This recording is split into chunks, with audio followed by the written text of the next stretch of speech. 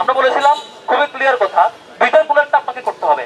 হয় প্রথম বর্ষ যাদেরকে সিট দেবেন, সিট দেওয়ার নিশ্চিত করতে হবে। যাদেরকে সিট দিতে পারবেন না তাদেরকে আবাসনের খরচ বাবদ শিক্ষাবৃত্তি দিতে হবে। আবাসনের খরচ বাবদ যদি তাদের সিট দ্বারা শিক্ষাবৃত্তি দিতে না পারেন, তাহলে তার ক্লাস শুরু করার একটা পলিটিক্যাল ছাত্র সংগঠন যারা এখন ক্ষমতার অংশ মনে করেন নিজেদেরকে, তারা দেখতে পাচ্ছে এই শিক্ষার্থীদের দুর্বলতার সুযোগ অথরিটি আপনার নাই। আপনি শিক্ষার্থীকে ঢাকায় কেমন করে থাকবে তার ব্যবস্থাপনা নিশ্চিত করতে না করে ক্লাস শুরু করার এখতিয়ার আপনার নাই। শিক্ষার্থীকে এভাবে আপনি দৃষ্টি ফেলতে পারেন না। আমরা এমনটা চাই না।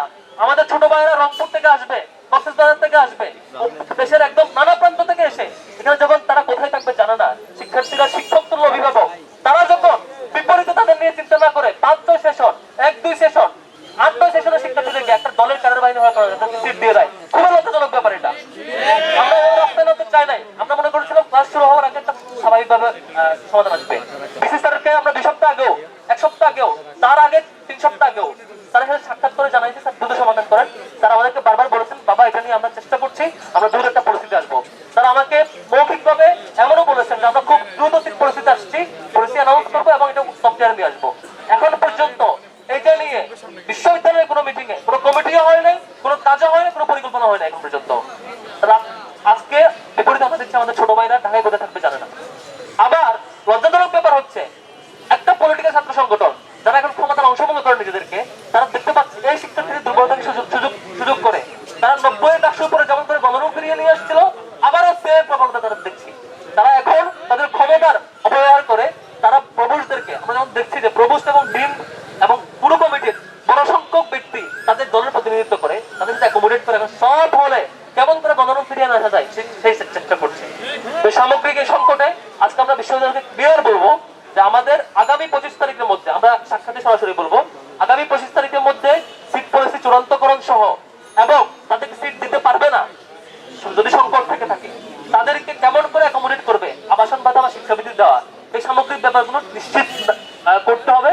করার পরে ক্লাস শুরু করতে পারতে হবে। যদি 25 তারিখের মধ্যে চূড়ান্ত না করে তাহলে প্রথম বর্ষের সকল ধরনের ক্লাস বন্ধ হবে। আমরা এই ধরনের পাশাপাশি 24 বছরেরও অনেক শিক্ষার্থীরা এখন সিট পায় নাই। আমরা এর আগে দাবি জানিয়েছিলাম শিক্ষার্থীদেরকে যারা সিট পাবে না তাদেরকে যাতে আবাসন বাবদ শিক্ষাবৃত্তি দেয়। গত প্রশাসন তারা বলেছে যে আমরা একসাথে পারবো না, প্রথম দাবি নারী শিক্ষার্থীদেরকে দেই, তারা এটা বাস্তবায়ন করেছে। এবছর কথা ছিল সেই পরিকল্পনা অনুযায়ী ছাত্ররা আওতায় আসবে, এখন পর্যন্ত আসে নাই। আমরা এটা সুরাহা না করা পর্যন্ত আমাদের শিক্ষার্থীদেরকে এরকম একটা বিপদের মুখোমুখি আমরা করতে দিব না। আমরা খুবই সিরিয়াসলি এটাকে ফর্মালি চেষ্টা করেছি, লিখিত চেষ্টা করেছি। আজকে আমরা সাক্ষাতে সরাসরি বলবো, এরপরে আলটিমেটাম ক্রস করলে আমরা সরাসরি ডাকসুর পক্ষ থেকে আমাদের যাবো। আমাদের কোন শিক্ষার্থী ভাই বোনকে, ছোট ভাই বোনকে এই বিপদের মুখোমুখি পেলে আমরা থামবো না যাবে। দ্বিতীয় যে ব্যাপার, আমাদের রেজিস্টার বিল্ডিং নিয়ে অনেকবার কথা হয়েছে যে রেজিস্টার বিল্ডিং এর নবাবেরা কখন আসবে, কখন যাবে, এগুলো ডকুমেন্টেশন থাকবে।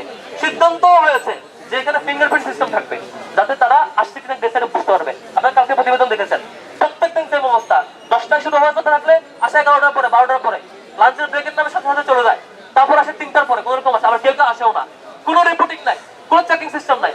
একটা মানে নবাবী হালতে দিন পার করছে, আর শিক্ষার্থীরা কোনো সার্ভিসই পাচ্ছে না, সব জায়গায় হয়রানির শিকার। আমরা এটা নিয়েও সুনির্দিষ্ট প্রস্তাবনা দিয়ে আজকে আমরা যাবো।